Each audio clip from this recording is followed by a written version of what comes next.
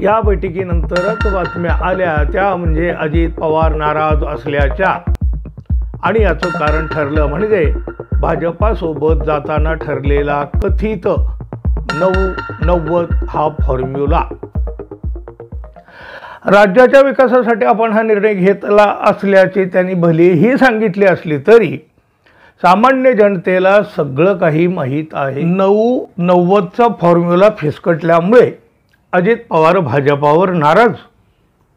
9 देतो म्हणाले होते, निम्म्यालाही तयार नाहीत. नमस्कार. अजितदादा पवार नाराज असल्याच्या बातम्या पुन्हा येऊ लागल्या आणि त्याची चर्चाही होऊ लागली आहे.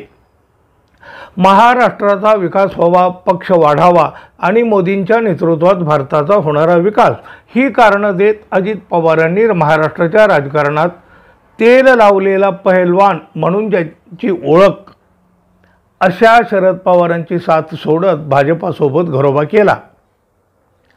राज्याच्या विकासासाठी आपण हा निर्णय घेतला असल्याचे त्यांनी भलेही सांगितले असले तरी सामान्य जनतेला सगळं काही माहीत आहे. त्यामुळे लोक फसले नाहीत, फसणार नाहीत. लोकांना आता कळू लागलं आहे बोलण्याची भाषा काय आणि भाषेच्या पाठीमागं, त्या शब्दांच्या पाठीमागं काय दडवलं आहे, सगळं लोकांना आता माहिती होऊ लागलेलं आहे. त्यामुळं आता कुठल्याही नेत्याने सामान्य जनतेला फसवण्याचा प्रयत्न केला तर तो व्यर्थ ठरणार आहे. अहो, देशाचे पंतप्रधान 70,000 कोटींच्या घोटाळ्याचा जाहीर आरोप करतात आणि लगेच अजितदादा भाजपसोबत दिसायला लागतात. ज्यांच्यावर एवढा मोठा आरोप केला त्यांना उपमुख्यमंत्रीही बनवले गेले. अर्थातच भाजपची उरली सुरली प्रतिमा सुद्धा पुन्हा एकदा मलिन झाली. अहो, तुम्हाला ते आठवत असेल, ना खाऊंगा ना खाणे दूंगा, फक्त असं म्हणत राहिले पण सगळं काही व्हायचे ते होतच राहिले. राष्ट्रवादी पक्ष फोडून अजित पवारांनी भाजपच्या सोबत केलेल्या घरोब्यामुळे राष्ट्रवादी काँग्रेसवर अजित पवारांकडून दावा सांगण्यात आला. तो दावा खराही ठरवला. निवडणूक आयोगाने अजित पवारांची राष्ट्रवादी हीच खरी राष्ट्रवादी असल्याचा निकाल देऊन टाकला. आजवर महाराष्ट्राला वाटत होते की शरद पवारांनी राष्ट्रवादीची स्थापना केली आहे, कारण महाराष्ट्राच्या डोळ्यात देखतच ही घटना घडलेली आहे. निवडणूक आयोगाने मात्र माहीत नसलेलं मोठं सत्य समोर आणलं. अर्थात शरद पवारांची राष्ट्रवादी गेल्याने सामान्य माणूस देखील दुखावलेला आहे. लोक नेहमी सत्याच्या पाठीमागे उभे असतात हो, राजकारण काही असो. अजित पवार भाजपसोबत गेले खरे, पण भाजपसोबत जाऊन राष्ट्रवादीची वाढ होईल का हा प्रश्न आता उपस्थित करण्यात येत आहे. याचं कारण म्हणजे लोकसभा निवडणुकीच्या जागा वाटपामध्ये महायुतीत सगळ्यात कमी जागा या अजित पवारांच्या राष्ट्रवादीला मिळणार असल्याचे आता स्पष्ट झालेले आहे. पण मग 9 लोकसभा आणि 90 विधानसभा या आश्वासनाचे काय, असा प्रश्न अजित पवारांच्या कार्यकर्त्यांसमोर उभा राहिला आहे. सत्तेत येण्याआधी भारतीय जनता पक्ष आणि अजित पवार यांच्यात काही करार झाले होते असे आत्ता सांगितले जात आहे. मग त्यानुसार अजित पवार गटाला लोकसभेसाठी 9 जागा देण्यात येतील, विधानसभा निवडणुकीवेळी त्यांना 90 जागा देण्यात येतील असे ठरले होते, अशी माहिती आता पुढे आली आहे. लोकसभेच्या जागा वाटपामुळे महायुतीचा भाग असणारी अजित पवारांची राष्ट्रवादी आणि खुद्द अजित पवार देखील आता नाराज असल्याची कुजबूज सुरू झाली आहे. याचे कारण म्हणजे नुकतीच भाजपाचे चाणक्य म्हणून संबोधले जाणारे अमित शहा यांच्या उपस्थितीत अजित पवार, मुख्यमंत्री एकनाथ शिंदे यांची बैठक झाली आहे. उभ्या महाराष्ट्राला या बैठकीबाबत आता माहिती झालेली आहे.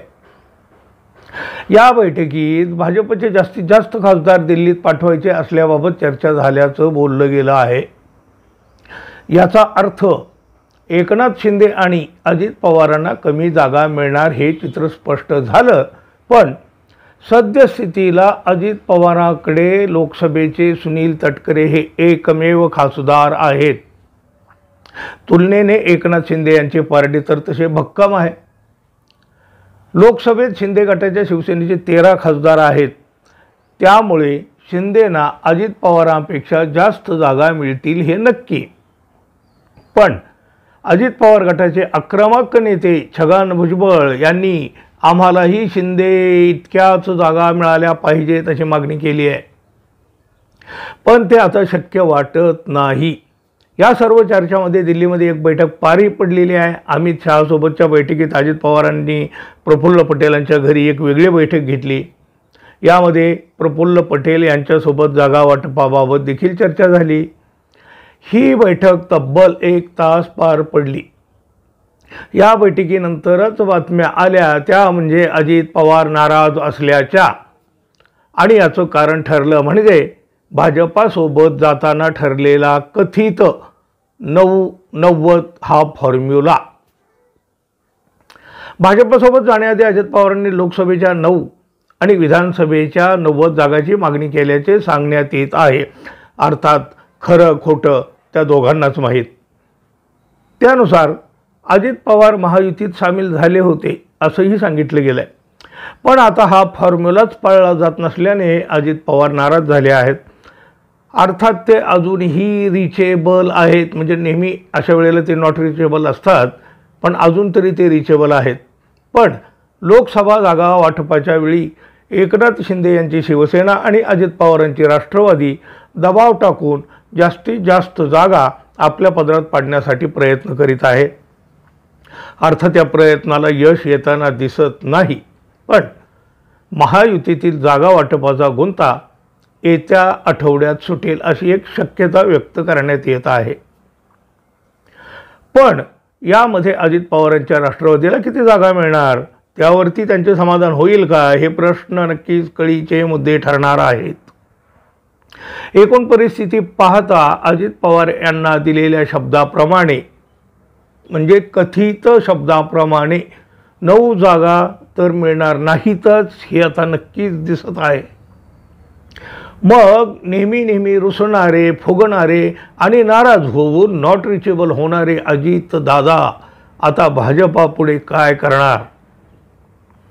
अजित पवारांना दिलेला शब्द भाजपा पाळेल काय? तुम्हाला काय वाटतं? कॉमेंट बॉक्समध्ये आपलं मत मांडा। चॅनलवर नवीन असाल तर कृपया चॅनलला सबस्क्राईब करा, बेल आयकॉनचं बटन देखील दाबा, एक लाईक जरूर करा। धन्यवाद। पुन्हा भेटूच, तोपर्यंत नमस्कार।